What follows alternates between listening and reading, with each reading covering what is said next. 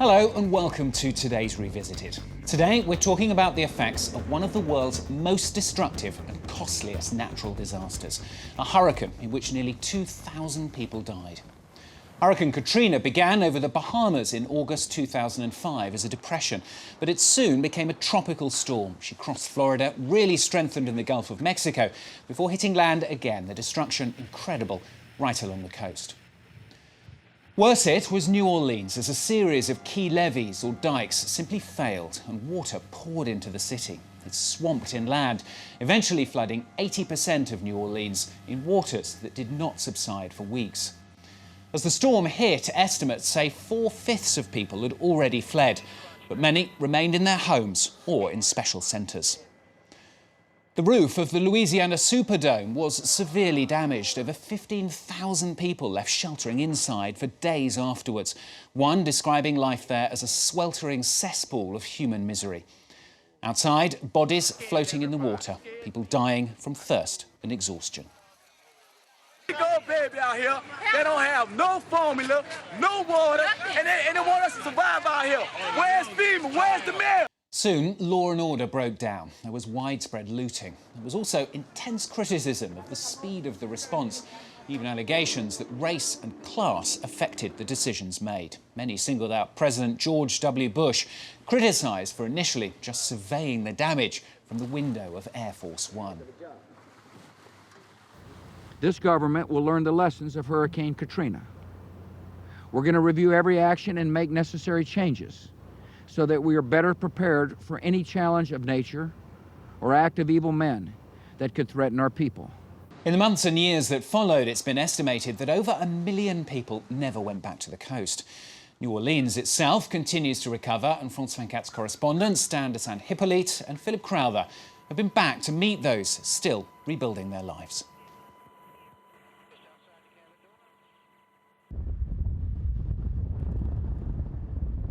What you can imagine, it was houses, nothing but houses, nothing but trees and grass now. This was a busy neighborhood like the French Quarter almost, you know. Used to climb in that tree every day as a kid. The lower 9th Ward hit so hard by the floodwaters is now an urban jungle. Mass hysteria. Wayne Harris spent the first 20 years of his life right crazy, here. Man. Many of his neighbours and friends died, their bodies found only weeks later. I seen the water coming. You hear me? We heard the bus. And like me and my grandfather, we just look out the window, we see the water just strolling. It wasn't like a big ass wave. It was just like, you know how water just slowly comes in and it slowly builds up. Man, I say that water rose up like this, kept on. About that fast. With like 30 lights there. I feel sad, to be honest with you, you know. I mean, I have dreams at night, you know, and it'd be like I'm sitting back on that porch where 21 years of my life I always knew. And so now just to come back and you see this gone, it just makes you, you know, kind of be sad, you know what I'm saying? Whole neighbourhoods in New Orleans are no more. Houses abandoned and forgotten. Hurricane Katrina, that was over 8 years ago.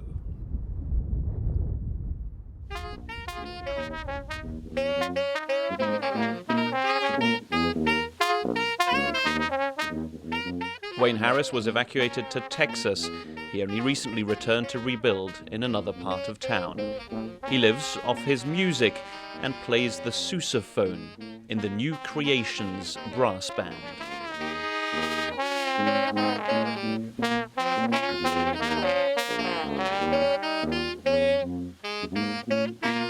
It's like in that movie, Princess and the Frog. When the prince first came to New Orleans, what he saw a brass band playing, you know?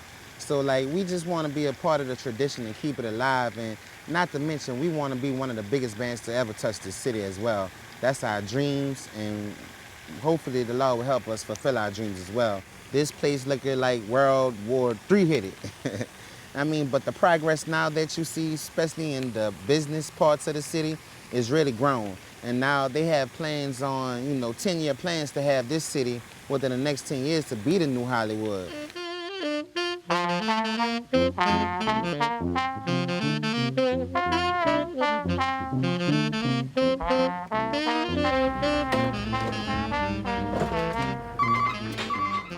houses, first ravaged by the floodwaters, then looted in those post-Katrina days, are only now being razed to the ground. One thing's for sure, and it'll take more than good intentions to change it. Large parts of New Orleans still lie below sea level, the other side of the levees. In 2005, 80% of the city was flooded. Back then, when armed police patrolled these lawless and abandoned waters, Horacio Conde stayed behind. He refused to leave his dogs and cats that weren't being evacuated. Tommy, look at my dogs. Horacio survived. We show him the footage of what he calls his darkest days.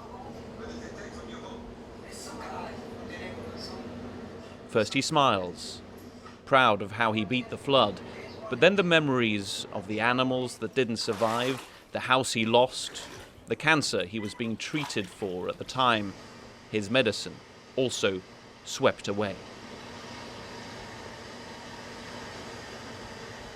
I make a lot of promise to God. If I survive this, I'm going to be a different person. I mean, I was ready to die. But now in that water, no way. I want to die with that filthy water. It was horrible. Horacio says he has now become a better person post-Katrina.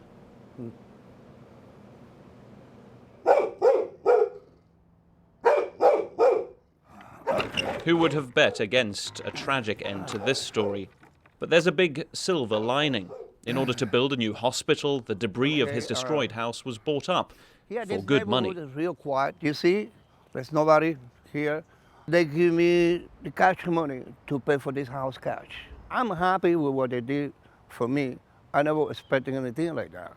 And so here I am on my new beautiful house, okay? The cancer was beaten too. All bad memories now. I'm on my feet again. It's like this. You go down, you go up, you know. So now I think, you know, that it's going to be like this forever now. And the more that he lives, the less that he tries. Show me you love me by the look in your eyes. These are the little things she's supposed to realize. This hurt into me. Every year, hurricane season brings renewed fears, which is why on the outskirts of town there are watchers to keep an eye on the enemy, the hurricane, 24/7 with weather balloons, radars, and all other means at their disposal. Meteorologists scan the skies. There are hundreds of weather stations like this one scattered around the United States. The man who has just come in for the night shift is Robert Ricks. Actually see when something is a threat on the radar. When it gets closer in, we could actually see the radar presentation of the Ricks same is the one who in 2005 wrote and sent out the message of impending doom, a highlight for a lifelong meteorologist. This is Katrina at landfall from a radar presentation. Most of the area will be uninhabitable for weeks, perhaps longer. Airborne debris will be widespread, may include heavy items such as household appliances and even light vehicles. Water shortages will make human suffering incredible by modern standards.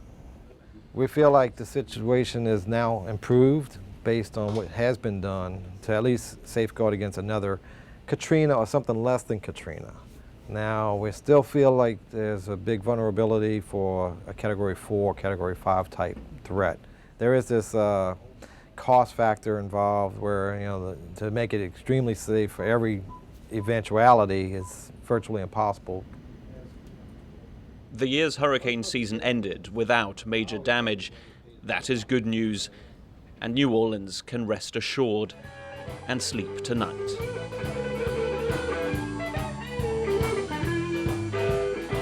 But sleep isn't something that this city prides itself on. The other side of town, in the famous French Quarter, it's an all-night party. On Frenchman Street, Wayne and the New Creations Brass Band are on stage, part of New Orleans' intoxicating jazz scene.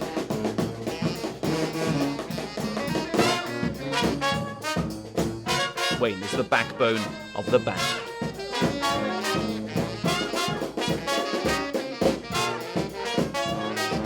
The city prides itself on its musical heritage, but it isn't stuck in the past. New trends emerge here all the time, like New Orleans bounce, a style based on hip-hop, known for its very explicit dance moves.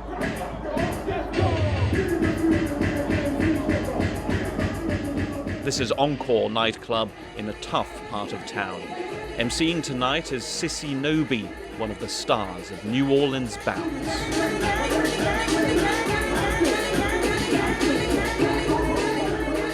For the old generation, we still got the jazz and the blues and all them type of genres, which I love also. But the new generation, my age or younger, we know more about about the bounce, about the bounce music and stuff. We're trying to make it more authentic for New Orleans. I feel like that's the reason why tourists come down now to hear bounce music. You got like 10 girls just bent over, shaking their ass, wobbling, twerking, doing, shaking, hustling. New Orleans, they want to hear that bounce, not that, I'm gonna kill you. No, they don't want to hear that. That hip hop rap and stuff. Oh, yeah. That's it.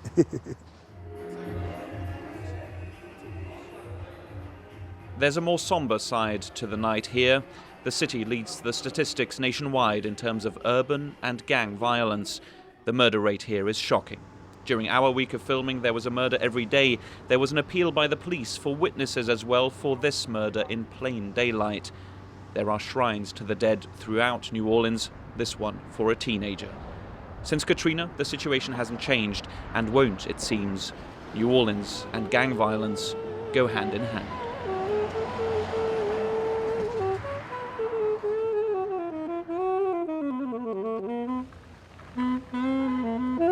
Tourism, music, violence. New Orleans has always been a city of contrasts.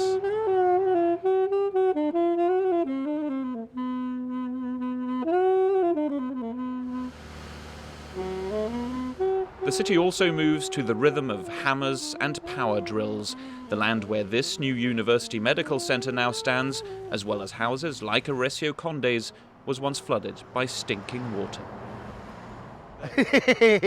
It's progress. It's progress, It's great. It's great. Nothing is left here. No homes, no shops, That's what my house is. no neighborhood. Over there. This is great.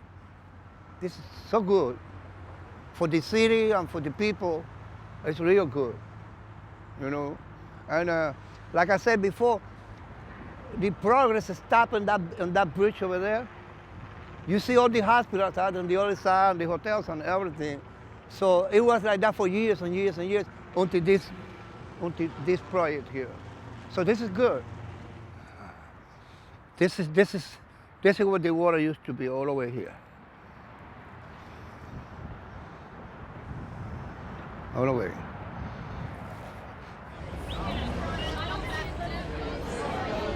On match day, when the Saints play at the Superdome, New Orleans unites.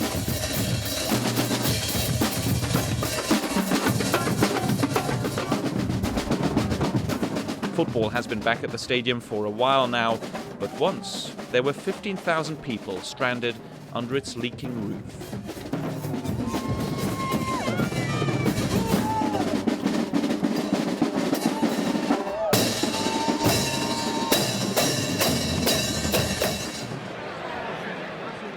The Superdome was one of the first buildings to be renovated post-Katrina. And when the New Orleans Saints take on the San Francisco 49ers, everyone is watching. Horacio in his new home. Wayne with his children and friends, this time without their instruments. And meteorologist Robert Ricks, wearing his lucky Saints jersey. The Saints grab a last-minute win. New Orleans celebrates and parties on. The city has witnessed many victories and defeats in the years since Katrina. In the wind column, new pumping stations throughout the city. The new walls all along the canals rebuilt as high as they once were. A lesson learnt. Oh man.